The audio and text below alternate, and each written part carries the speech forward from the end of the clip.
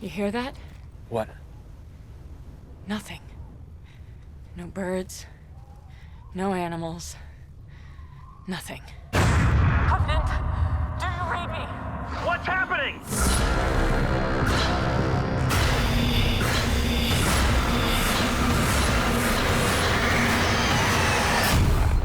Where is it? But the outcome of Prometheus was we didn't have the xenomorph. And reading social media at the end of the thing, it's a very successful film. But I read into it, there was a constant reference to being disappointed not having a xenomorph and all that that entails. So I was already in the prep of doing Covenant because we knew we were going to do it immediately. And we adjusted the story. People want to see it, that iconic figure that, you know, was presented way back in '79 and still remains to be the sort of iconic idea when we think of aliens, you know. And this image comes to mind. And so returning to the xenomorph, and also I think returning to that first Alien, that horror, thriller element and feel to the film, definitely in this film, once things start, you know, go sour, and it happens pretty quickly, it's relentless. I think it took me a long time to process what it meant to be a part of this amazing franchise.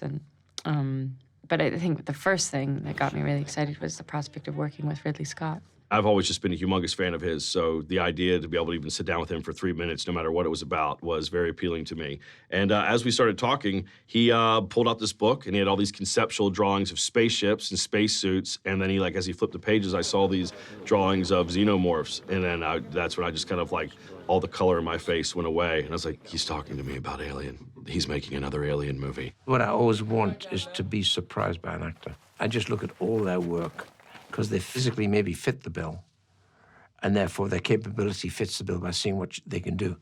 Then I meet them, and really it's a social chat, and I'm trying to find out how surprising they are in terms of the way they think and handle themselves. So he came in the room and he said, I like to cast actors I really like, that I think are very talented, and leave them alone to do their thing. I don't think a director should get in an actor's way too much, and I like to move quickly, keep the energy up, and I shoot with many cameras, but all the frames are gorgeous, and it's going to be amazing. And I was thinking, yeah, I mean, I'd do it even if you were a nightmare to work with. Go!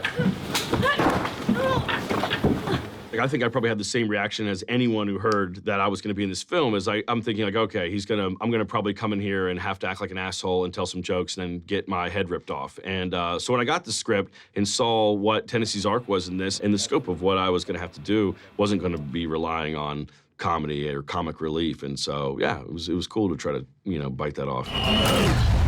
All of this to start our new life. I'm the driver of the car. That has to be. Cast everybody, look at all locations. And when I'm doing that, I'm getting, by location hunting, a lot of people don't bother location hunting, which shows. You got a location because then it's all part and parcel. The proscenium is part and parcel of what you're doing. But also it enables me to be prepping in my head what I'm going to do. So when I'm doing all that, I'm storyboarding. Sounds primitive, but it's completely practical. That's how we stay on budget. We did this in 73 days. Normally this would be 100, 110. You would think on a movie like this, you're for sure going to go over budget. We're going to have all these chaotic days. No, he runs it like an army. You come in and you know exactly what you're going to do that day. You're not going to screw it up. He's got 4 cameras rolling. He's going to give you your opportunity. He's going to tell you when you have your opportunity. He's going to demand that you exploit that. If you want a piece of this action, you know, he said, you come in, be prepared. This is going to be your moment, and I want you to deliver on it. And I'm telling you, that makes for some exciting days. You know, he does all his storyboard drawings himself. So somebody who's very sort of prepared and together, he's also very loose with the way that he films.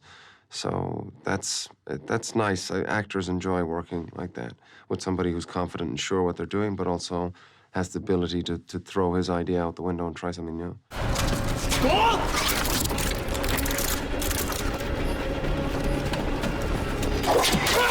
The artistry that went into the and craftsmanship into the production design and the cinematography it's peerless. These sets, they are real and you can interact with them. You know, there's at one point where I'm like piloting this cargo lander, and when we came to the set, they built the cargo lander for real. I mean, it was this giant spaceship, and I just spent 4 days sitting in the cockpit of this thing. It's on a 50-foot gimbal, just going up in the air and coming down and landing. It was like riding an amusement park ride. It's crazy. And so you don't have to, you don't really have to rely on much when he's giving you that much to interact with. You just kind of hang on and go along for the ride. You've all sacrificed so much to be here and be a part of this thing we're doing. This crew is made up of couples. It's the first ever large-scale colonization mission. And everyone back on Earth is really grateful for your hard work. I think all of the actors on this film kind of took a cue from the original Alien. It's so obvious that the horror works and and all the alien attacks are so disturbing in that film because we are invested in the characters and they seem really real and relatable. And yeah, so it was more actually the actors. We talked about that amongst ourselves quite a lot. This has got to feel. These relationships should feel really real and grounded and intricate. That kind of reality is familiar to all of us. We all have crappy days at the job. We all have people we don't relate well to.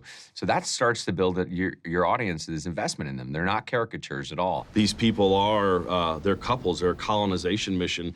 And so suddenly the survival, it's not about just you surviving. It's, you know, you're just as much invested in your partner as well. And I thought that, like, that just raises the stakes of the story. And even just, yeah, for performing it, it's like you're not only concerned about yourself, but you have a partner in this adventure that you know, you have to be invested in what their outcome is too. Come in. David's, within his programming, he has these sort of human characteristics. So we saw that in Prometheus. You know, there's an element of vanity for sure.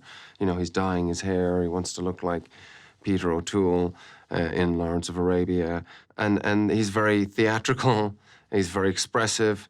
So on the flip side of that, with Walter, I wanted to have something very neutral and almost, you know, a blank canvas and allow the audience to sort of fill in what he's thinking. Because I also wanted the audience, you know, to be, you know, what is Walter? Is he friend or foe? Working with him in this film, I felt like I was getting a preview of what maybe my great-grandchildren's, maybe even my grandchildren's generation will get to experience with with robots and artificial intelligence and the way it's evolving at such a crazy clip these days. And it was really disturbing. Michael's a real